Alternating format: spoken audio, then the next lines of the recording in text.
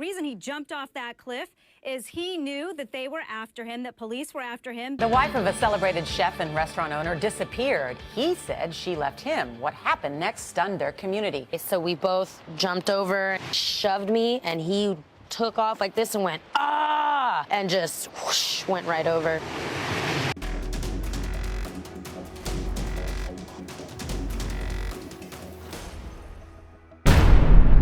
There were many evil secrets hidden away in the Vienne's home in Lomita, Southern California. Drug dealing, drunkenness, and domestic abuse. However, all went to hell one foreboding October night in 2009. Dawn Viennes vanished into thin air. Even the most seasoned homicide detectives would have shivers when they learned the real reason for her disappearance, which the investigators eventually discovered. What caused Dawn's disappearance and why? How did the detectives crack the case? Welcome to Twisted Cases, which provides a look at the ills of society, a way to see about dangers that exist, where we cover solved, unsolved, and mysterious cases from across the globe. And today we are looking at the disturbing case of Dawn Viennes. If you haven't already, please consider liking and subscribing to get the latest Twisted Case stories directly to you. Without further ado, let's dive deep into the story. The location of the case today is Lomita, which is Spanish meaning Little Hill, a city in the U.S. state of California with slightly over 20,000 residents.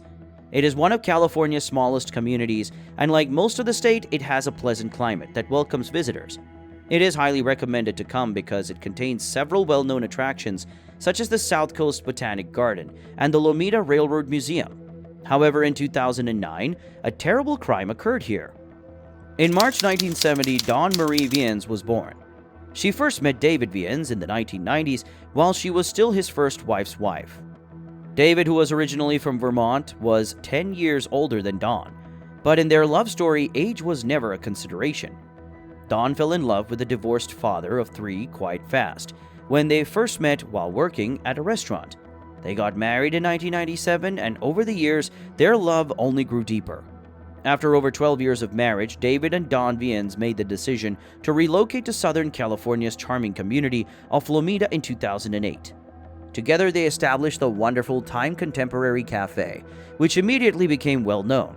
The pair decided that Lomita, a small hamlet in Los Angeles County, would be the ideal location for their new venture, because other local small companies were close by to their little cafe. The pair put in a lot of effort to make their restaurant a success. Dawn is the restaurant's general manager and hostess, while David, the talented chef, creates mouth-watering dishes using only the freshest ingredients that are procured locally. The couple put in a lot of hours, but they never lost their passion for what they were doing. They collaborated with a small staff to develop an eclectic menu that included tacos, pasta, salads, burgers, and sandwiches. Dawn welcomed the clients even though there were only 2 servers on duty, making everyone feel at ease with her pleasant smile and contagious energy. At home, David and Dawn Viennes were a dynamic duo who were constantly on the go and looking for their next adventure. 3 children from his first marriage already existed. One of them, Jackie or Jacqueline, was close to her stepmother, Dawn. Jackie was a young child when David and Dawn first shared a home. Dawn and Jackie bonded, and Dawn even showed Jackie how to write in cursive and other things. David and Dawn traveled around a lot while they were married. When they first arrived, they chose the lovely Anna Maria Island in Florida, where they established their own little slice of heaven, the Beach City Market and Grill.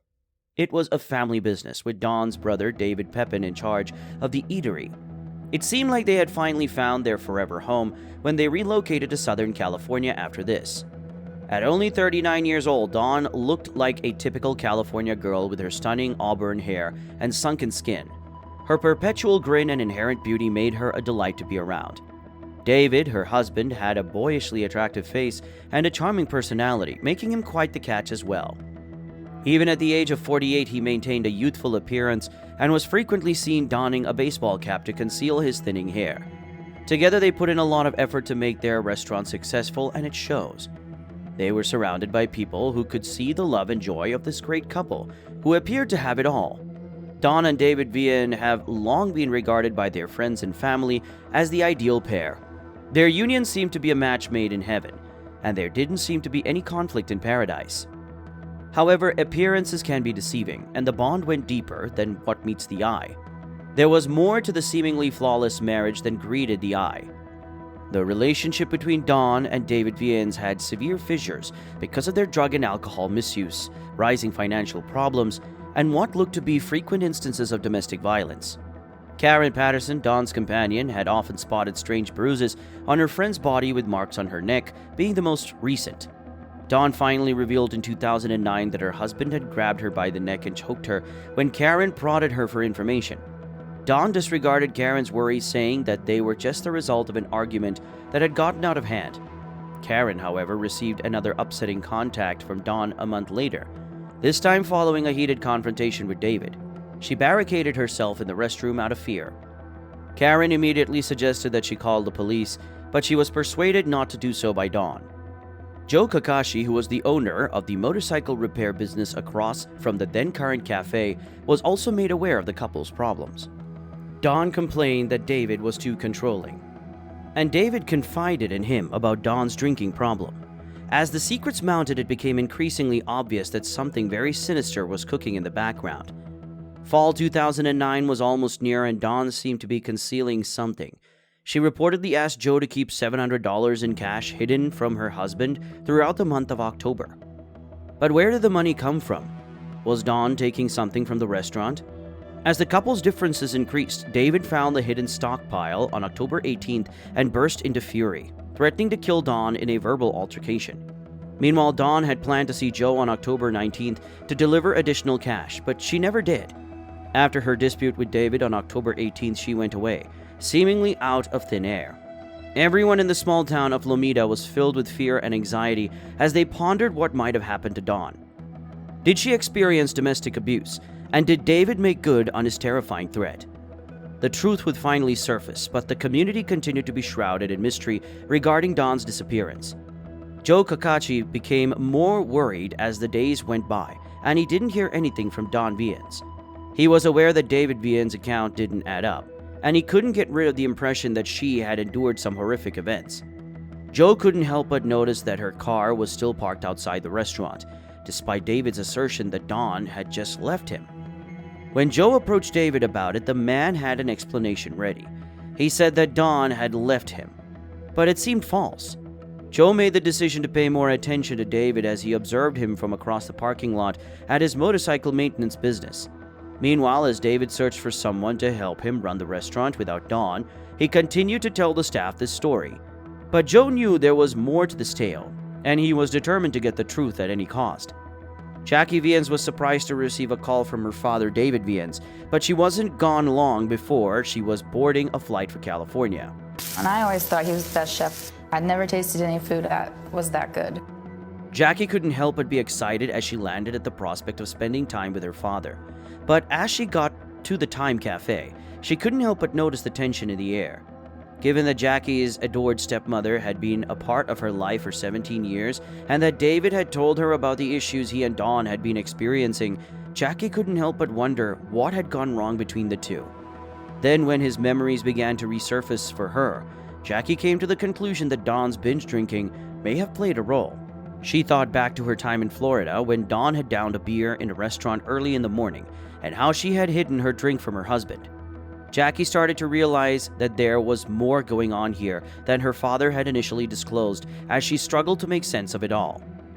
As she attempted to solve the mystery of what had happened to Dawn and the reason her father had requested her to come and assist, the tension was obvious. Time Cafe was becoming increasingly tense, and Jackie could sense that something was wrong. Joe Kakashi was also on high alert at the time, and his suspicion was aroused by David Viennes' behavior just 2 weeks after Dawn left.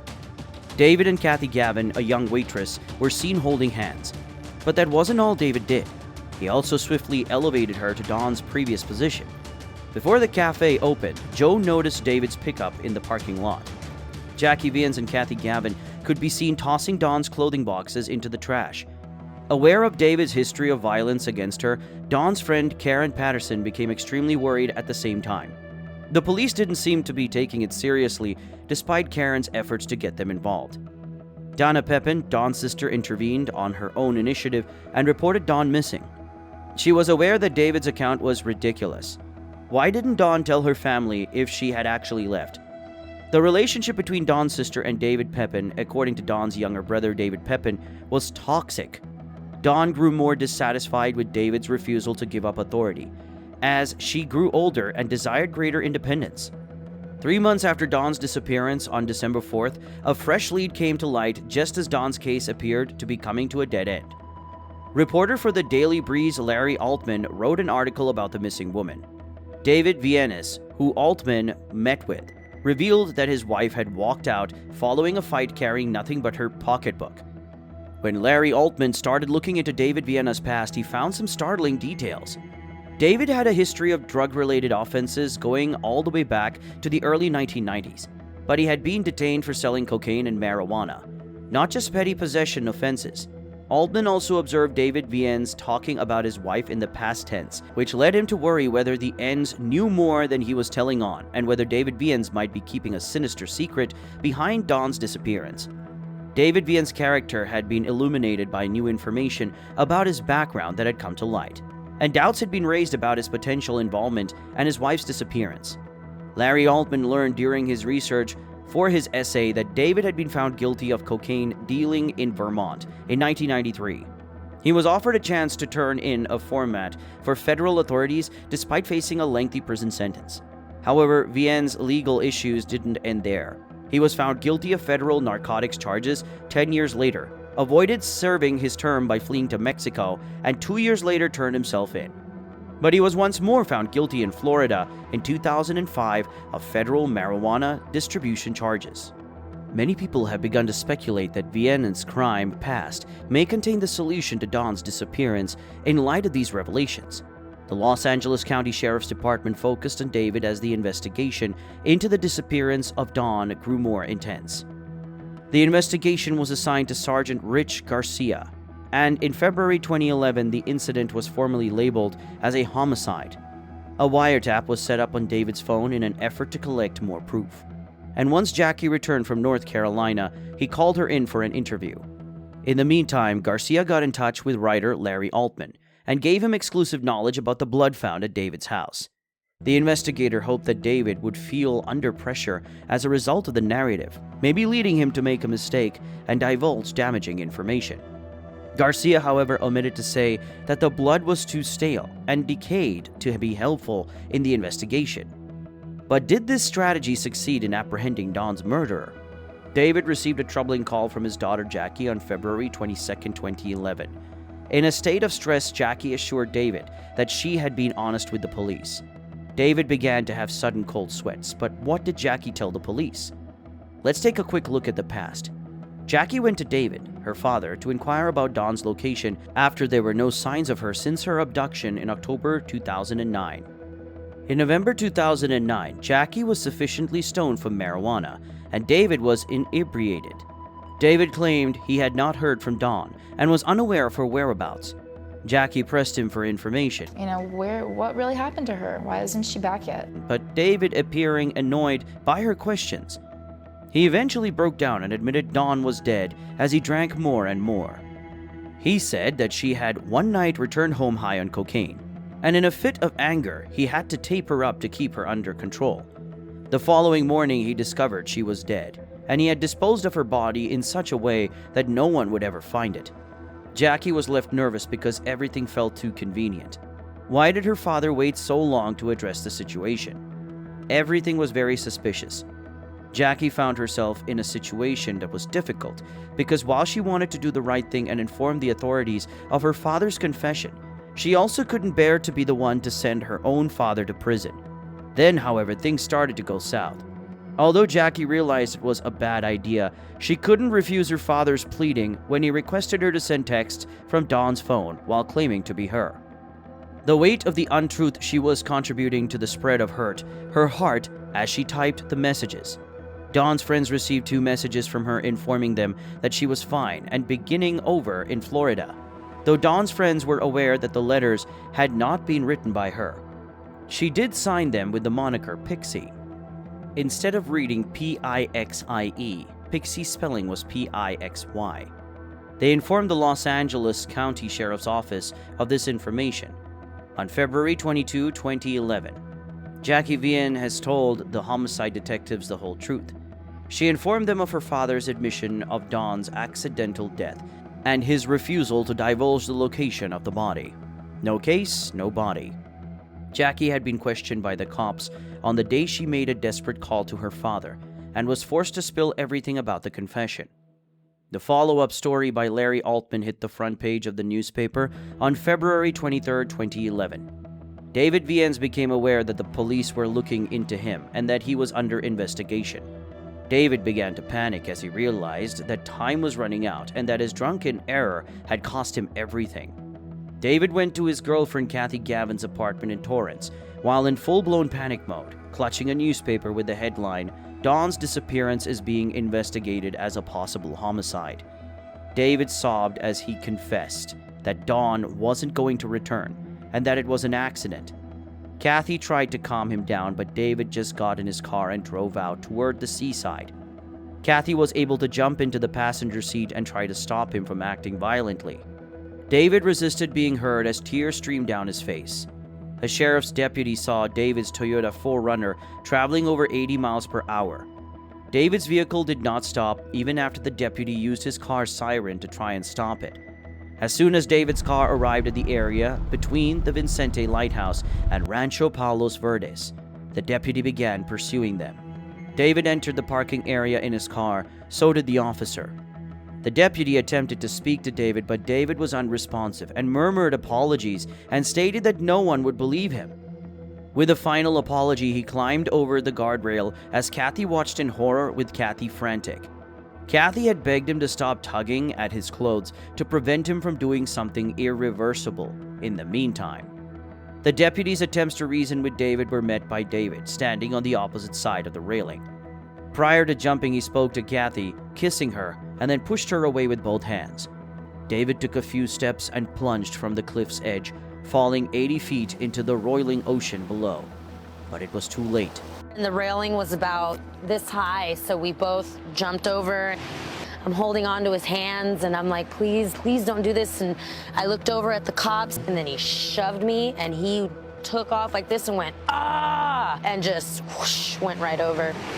The deputy rushed fast, catching Kathy, and yanked her away from the edge. The deputy and Kathy were horrified as they watched, wondering if David died at the base of the cliff. And I said, oh my God, you don't even know who he is? David Viennes, he just told me he killed his wife. Once on the run, the man now lay lifeless at the bottom of the ocean. His fate appeared to be sealed for all time. But David Viennes managed to survive his suicide attempt and was rushed to the hospital for surgery. The family of his late wife was among those who were shocked to learn of his survival. She had been missing and had made an attempt on her life, which only served to confirm their long-held suspicions that David was somehow involved. David confessed shockingly to Sergeant Garcia about his part in Don's death on March 1, 2011, while speaking with him from his hospital bed. For Don's family, who had been looking for answers for so long, this was a moment of comfort. David stoically stated to Sergeant Garcia that he had acted violently without cause. He asserted that the money missing from the restaurant and his wife's drug use were what ultimately caused his wife's death. David claimed that he had previously bound her hands and ankles when she became uncontrollable, but this time he put tape over her mouth and she suffocated to death. David gave the impression that her body may be found on the restaurant's premises when asked where it was. But despite months of looking and breaking up floorboards, nothing was discovered. David was accused of killing his wife Dawn on March 1, 2011. 3 weeks later, Dawn's body was still missing. But David asked to go to the police again and volunteered to tell them how he had disposed of Dawn's body. Although he was still recovering from his injuries in the hospital at the time of his second interview with the police, he appeared to be in full consciousness. Sergeant Garcia listened as David related a horrific tale that was unlike anything he had ever heard. Sergeant Garcia listened as David described the horrific details in a trembling voice. In order to make it seem as though his wife had left him, he devised a crazy scheme. It was something that only existed in dreams. He brought Dawn's corpse to the eatery and put her in a 55-gallon pot of water. During the 4 days that David cooked her body, he strained what he could from the pot at the end of each day. But what about the leftovers? He was unable to strain. The larger portions were double-bagged and thrown into the garbage, at the cafe, while those were buried in the grease pit in the kitchen. David confessed that he had hidden Dawn's skull in his mother's attic in Torrance, demonstrating the depths of his insaneness. Sergeant Garcia could only watch in terror as it was a thriller-style horror show. David Vienne's account was horrifying and terrifying, but other people found it too hard to accept. Sergeant Garcia was nonetheless certain that David's confession was accurate. David's actions were not out of the ordinary, he reasoned, because individuals tend to fall back on what they know in times of panic. David, however, reneged on his confession when his trial got underway in September 2012, saying that his admission of boiling his wife's body was really a hallucination brought on by the potent painkillers he had been given as a result of his serious injuries. Although the house was searched and no evidence was discovered, the prosecution continued to believe that David was a cold-blooded killer driven by hatred and anger because of the details of his confession, such as putting his wife's skull in his mother's attic. They contend that David should be found guilty of first-degree murder, notwithstanding the defense's assertion that he merely panicked and disposed of his wife's body. It was a gruesome trial that would ultimately decide the fate of a man who had committed a horrific crime. The defense argued at the start of the trial that David could not have cooked his wife's body for days at a restaurant without anybody noticing. The prosecution, on the other hand, asserted that he hid the body throughout the day and cooked it all night. The jury found David guilty of second-degree murder, despite the defense's assertions that David had not intended for his wife to die when he taped up her mouth and limbs. The jury was persuaded by David's suicide attempt, which they saw as an admission of guilt. David yelled and maintained at his sentencing that he hadn't hurt his wife. He also apologized to Dawn's siblings and begged for a fresh trial so that he could testify in his own defense. David Viennes, a man convicted of killing his wife, had his plea for a new trial denied and was ultimately given a 15-year prison term for failing to intervene on his own behalf during his initial trial. However, 4 years after being imprisoned, he agreed to an interview with Dateline and gave his version of events leading up to the death of his wife. According to David, after a long work week, he arrived home to find his wife Dawn absent. Suspecting she was out looking for cocaine, he made the decision to barricade the bedroom door rather than be disturbed until Dawn returned home at around 3 in the morning. She started banging on the door and begged to be let in. When she couldn't get in, she leapt atop David while he was sleeping and started slapping his face. David claimed that despite his repeated requests for privacy while he slept, Dawn continued to attack him. At that point, he left the bedroom and went downstairs to the living room. When David followed her, he discovered a package of cocaine on the table, which upset him because Dawn had brought the drugs home despite having promised not to. When David dumped the cocaine down the sink, Dawn allegedly became enraged and attacked him once more. Again, David taped her arms and legs and lips as a further act of self-defense, so she was unable to yell. When David woke up the following morning, he discovered Dawn had passed away. He discovered her cold, lifeless body in the living room where she had vomited and choked due to the tape covering her mouth. David says he was merely trying to defuse the situation so they could deal with it in the morning, and that he was afraid no one would think it was an accident. He claims he had no intention of killing her. He knew that if Dawn was found dead, he would be charged with murder, so he decided to make it appear as though she had left him and gone away. He claimed that he had put Dawn's body in 3 garbage bags and dumped it in the dumpsters behind the cafe. The interview gave some insight into what transpired that night, but David's account of what happened raises numerous issues, including why he did not call for medical help after Dawn suffocated and how he disposed of her body. But it also led to questions about David's behavior. The story about David Viennes boiling his wife, he claimed was a hallucination brought on by injuries and drugs. But his account raises doubts. Why did Dawn strike him when he returned home? Why didn't she use drugs when she arrived instead of going to the living room? And if all he wanted to do was sleep, why would he follow her downstairs? Additionally, it seemed absurd to think that taping someone's mouth and limbs together would defuse a crisis. Additionally, David was upset that Dawn was accused of stealing money from the business, despite his attempts to downplay it as a meager sum. It's probable that Dawn was trying to store money so she could leave her husband without anyone left to tell the tale. The circumstances of Dawn's passing are yet unknown. One explanation of David's behavior is that under pressure, he often turned to his former experiences as a cook. As a result, he may have first considered boiling Don's body. Jackie, his daughter, claimed to have overheard him joking about using this method to dispose of bodies in the past. Overall, it appears possible that David's violent behavior towards Dawn may have been motivated by her intention to leave him and his rage as her claimed theft. As the sun sets on Lomita, a sleepy village in California, the once bustling modern cafe is now deserted and closed. There are rumors that another party purchased the property, until one day when everything changed. This was the location where David Viennes, the friendly chef who won over diners with his pasta primavera, worked his culinary magic. However, the once bustling cafe had been replaced by a pizzeria, with the aroma of tomato sauce and mozzarella cheese wafting through the air. And as David Viennes serves out his sentence, he waits for the day when he will be eligible for parole in 2023. Currently, the cafe's Yelp page is all that's left as a haunting reminder of the past. Did he truly boil a body to dispose of it, though is still an open topic? Or was everything merely a hallucination? It's possible that we'll never fully understand the circumstances behind Don Viennes' disappearance and what actually occurred at the then-current cafe. Do you believe David Viennes was a master storyteller when it came to his wife's abduction? Or do you believe Sergeant Garcia was correct in his analysis? Please share your thoughts in the comments area, like, subscribe, and share our channel to get more suspenseful true crime stories. We'll see you next time.